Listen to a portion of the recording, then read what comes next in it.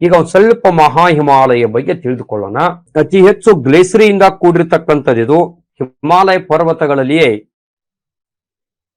ಅತ್ಯಂತ ಎತ್ತರ ಭಾಗ.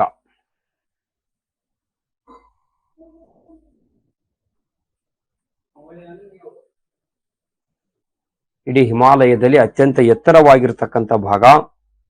ಇಲ್ಲಿ ಸುಮಾರು ಎತ್ತರ ಇಲ್ಲೇ ಹಾಕಿದ್ದೀನಿ, ಇಲ್ಲೇ ನೋಡಿಬಿಡೋಣ. ಮಹಾ ಹಿಮಾಲಯ ಇಲ್ಲೇ ಇದೆ. ಎಸ್, ಸುಮಾರು 2500 ಕಿಲೋಮೀಟರ್. ಸರಾಸರಿ ಎತ್ತರ ಸಮುದ್ರ ಮಟ್ಟದಿಂದ 6000 ಮೀಟರ್ದಿಂದ ಮತ್ತು ಇದರ ಅಗಲ ಸುಮಾರು 25 ಕಿಲೋಮೀಟರ್ ನಾವು ನೋಡ್ತೀವಿ ಅಂತಕ್ಕಂಥದ್ದು. ಪ್ರಪಂಚದಲ್ಲಿ ಅತಿ ಹೆಚ್ಚು ಎತ್ತರವಾಗಿರ್ತಕ್ಕಂಥ ಶಿಖರಗಳನ್ನ ನಾವಿಲ್ಲಿ ನೋಡ್ತೀವಿ ಅಂತ. ಈ ಪರ್ವತಗಳು ಹಿಮಾಲಯ ಅಂದ್ರೆ ಮಹಾ ಹಿಮಾಲಯ. ಈ ಪರ್ವತಗಳು ಪ್ರಮುಖವಾಗಿ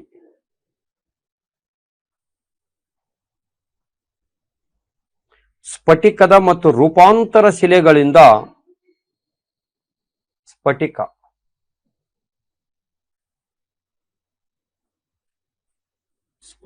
ಮತ್ತು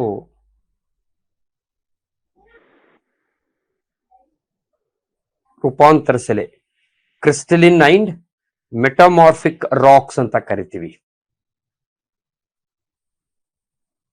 ಶಿಲೆಗಳಾದ ಗ್ರಾನೈಟ್, ಅಮೃತ ಶಿಲೆ,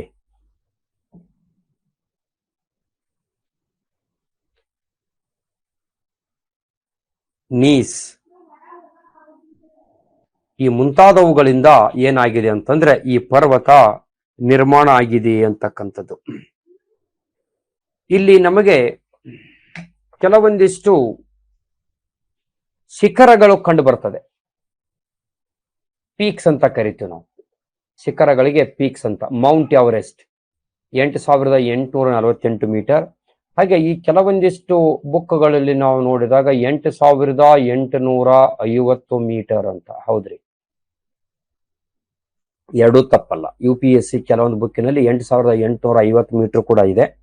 8848 ಅದು ಬೆಳೀತಾ ಇದೆ ಅಂತಕ್ಕಂಥದ್ದನ್ನು ಕೂಡ ನಾವು ನೋಡ್ತೀವಿ. ಇನ್ನು ಕಾಂಚನಜುಂಗ 8856 ಮೀಟರ್. ಧವಳಗಿರಿ 8167 ಮೀಟರ್. ನಂಗ ಪರ್ವತ 8126 ಮೀಟರ್.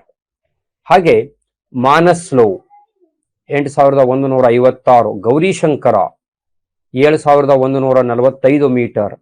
ಅನ್ನಪೂರ್ಣ 8091 ಮೀಟರ್.